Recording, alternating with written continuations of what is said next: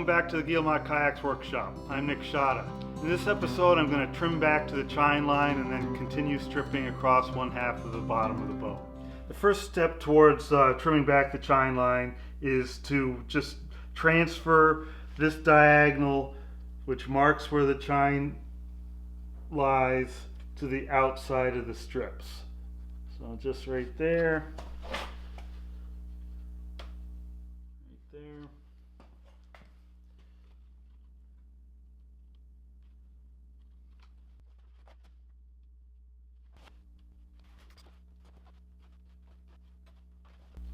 At the middle of the boat, the chine marks are right near the edge of the strip, but as we proceed towards each end, we end up needing to trim more off of each strip.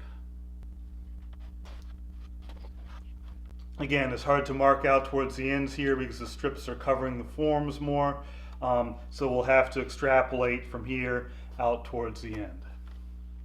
So I'll grab a scrap strip and use that as a spline to connect those dots.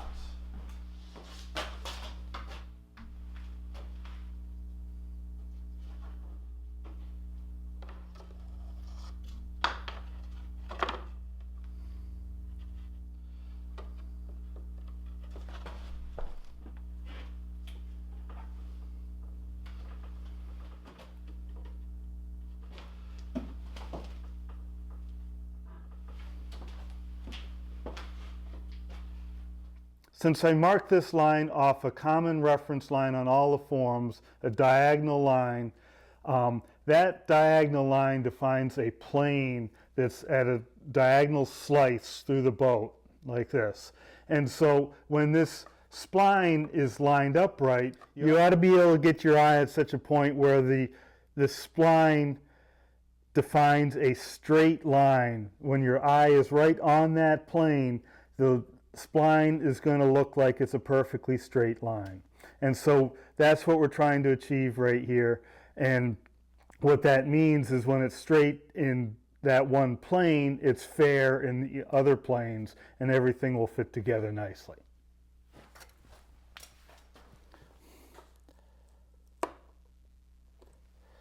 When I've got the spline placed and I'm happy with it, I'll draw a nice crisp sharp line along that edge.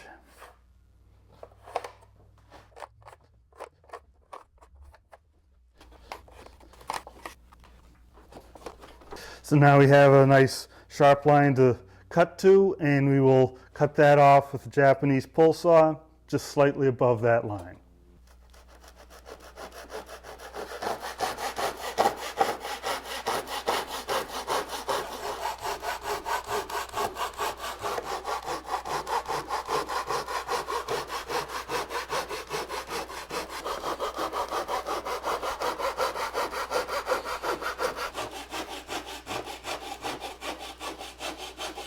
I got these drops of hot melt glue here right along the edge. I cut right through them, which does gum up the saw blade a little bit. I don't want to plane through them. I don't need to gum up my plane any. So I'm just going to take a scraper and cut those right off. At least the ones right along the edge. They've done their job. We're now back to the same process we did on the water line, where we're just going to take a side rabbet plane and knock off the high spots. Again, we want to straighten out this line before we worry about exactly the location. I've left it a little proud of my mark here, and I want to now just true up this line, get it nice and straight, and then we can pull the line down if we need to. So again, find the high spot, use a plane, and just knock off the high spot.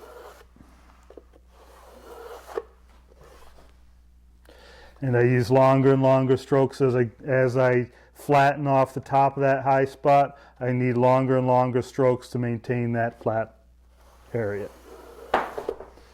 It's just a patient process of finding each high spot, knocking it down. And again, we're being intentional here. We're not just running the plane against it because it's fun. It is fun, but we're trying to find that high spot and knock it down. And it doesn't take a lot of work if you're systematic about it.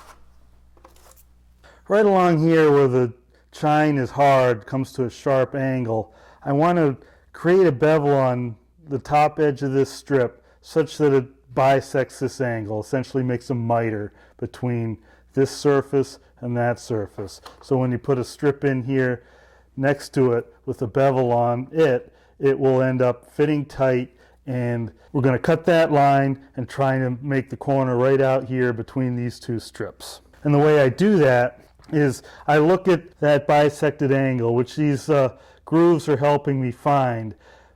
By connecting the dots here, I can see that angle that I need to cut. And now I'm going to hold my side rabbet plane at that same angle. And so when I go to cut this, I end up recreating that bevel there.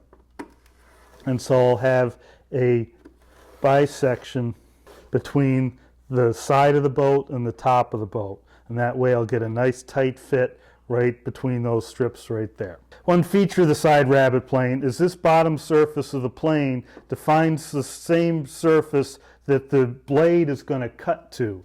So when we're holding it here, if we align the face of the plane with that angle there, we will end up cutting a bevel at that angle. So it gives you really quick feedback on what you're doing, and you can create that bevel at exactly the angle you want.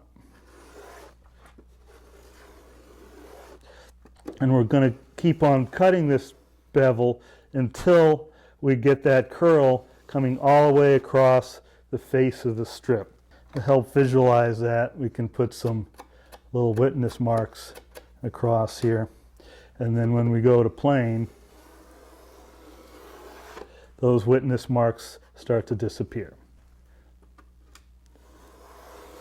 When those witness lines disappear, we know we've made a bevel all the way across the edge of that strip.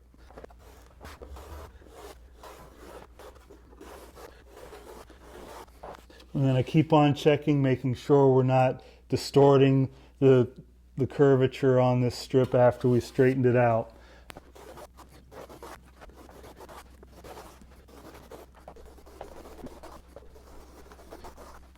This bevel should end up right at the corner of the form.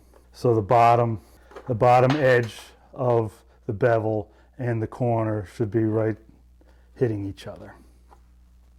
That way when we lay a strip on top of it, it'll end up being a nice crisp edge right out there. So if you have a bevel there, it'll meet the bevel there, and that transition will happen right at the edge between two strips. When the top edge is all planed down nice, it should end up lining up perfectly with these diagonal lines. So just get your eyes down on it and try and bounce up and down a little bit so you see where that line is relative to the top edge of these strips.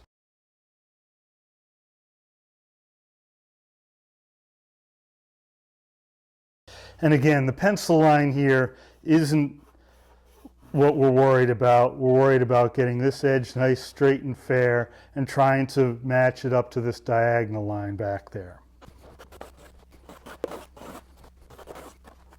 At the bow of the boat where the chine is softer and that there's not a hard angle there, there's just a nice round curvature, We can use the robo-bevel to true it up and square it up to the forms beyond there, so when the next strip goes in, it doesn't need to be beveled. It will need to be beveled back here where the chine is hard. We'll need to create the other half of that miter, but eventually, if we just get this squared up to the forms, it'll just be a little less work in fitting in that strip. So you can take the robo-bevel and continue that angle down.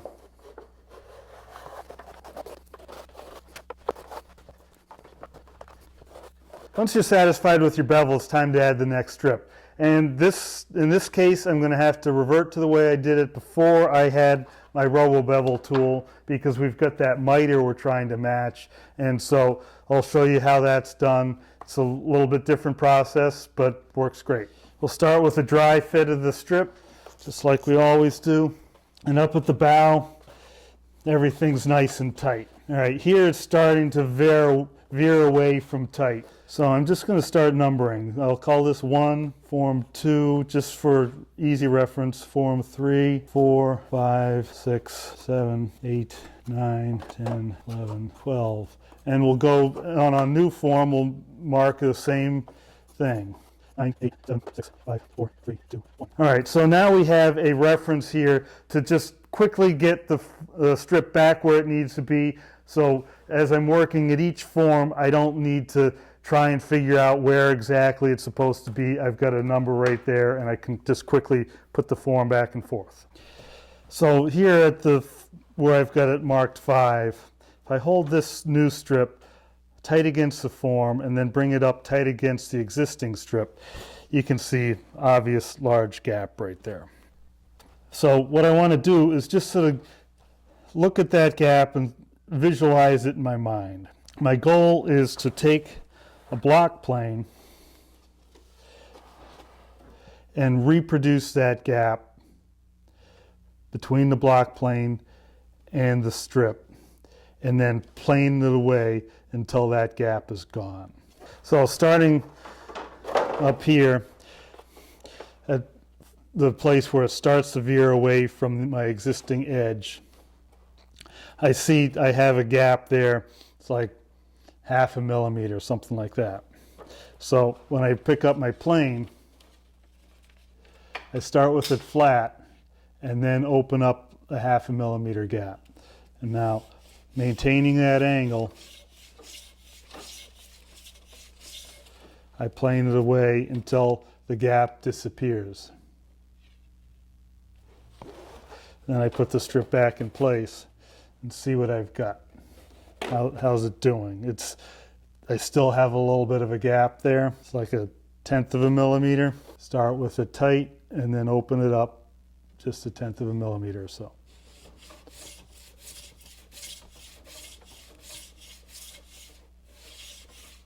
And plane away until that gap has disappeared. And try to fit again. Now we've got a really tight seam. This is a process of match the gap. We have, again, a little over, maybe about 1 millimeter there. And so pick up the strip at form number 2. We'll start match that millimeter gap and start planing away. So we try and roll our wrist from number 2 to number 1. So we try and blend the bevel we have at number 1 into what we're creating at number 2.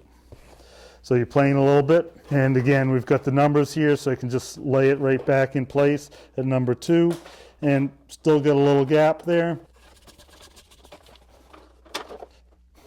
So what I find I end up doing to make a tight seam here is over bevel a little bit. So I bevel it a little bit farther than it needs to be. That will make it tight on the outside. Of course, now we've got a little bit of a gap on the inside. For this chine here, I'm okay with that. For the structure of the boat later on, when I go to fiberglass the inside, I'm going to end up with putting a little fillet in there. So some thickened epoxy with wood flour in there. I will go and fill up the back side or the inside of this seam, and that will reinforce the hard chine down here and fill in any gap I may have. The goal is to make it tight so that no filler is required. So as you get each one done, move forward, and again, look at your gap, match the gap, and plane away until the gap between the tool and the strip disappears, and that should end up with a pretty tight seam up here. So again, one step at a time, moving down the length of the strip. I'm up to number 4. Look at that gap, it's over 1 millimeter. Match that gap. You will find that these floppy strips can be a little bit hard to plane because as you push on them, they tend to just flex away. So you need a good sharp tool, and also you'll see I'm bending this downwards, so that way when I push my plane against it, I'm creating some pressure against the blade. I have to do a little planing, double check your fit. You still have some gappage there, so it's about half what it was before. As you're moving down the seam, check your fit between the forms as well. Make sure it's tight between the forms. So we're trying to roll our angle from this form to that form, so you have to keep in mind what was going on back here while you're working up here. So it's going to be a matter of rolling your wrist upwards or downwards as necessary to blend that bevel together. It's easy to end up with a perfect bevel right here, another perfect bevel right here, and then a square edge right here, so you end up with a sloppy fit in between. So it's creating that rolling bevel takes a little practice, but you can end up with really tight work when you're done. You notice I'm now wearing an apron, and this is what's called an apron plane. What a coincidence.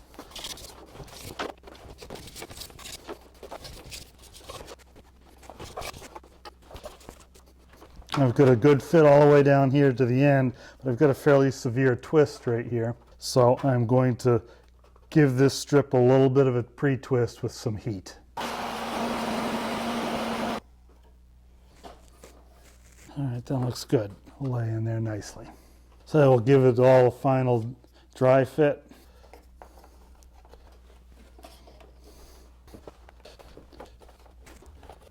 And I've got some room for improvement right here at form 9. But it's just a little bit of a gap right there. So I'll get some glue on it and install this strip.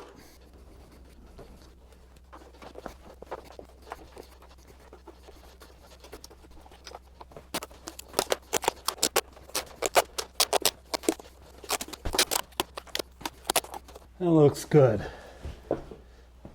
So I have this rounded chine up here, and then it transitions to the hard chine back here. This gives the kayak a little bit of control when you're surfing on waves. You can edge and use that as a control surface. It really makes a fun boat.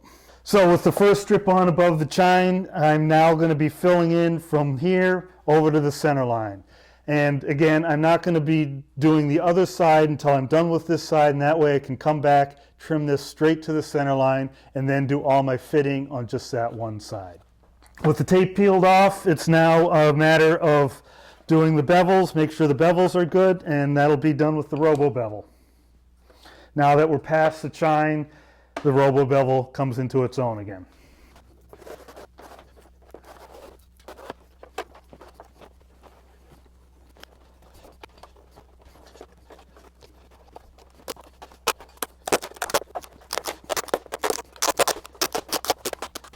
So I want to go straight on to the next strip, so I'm going to glue the strips down to the forms as needed and put some stitches in to hold the strips together.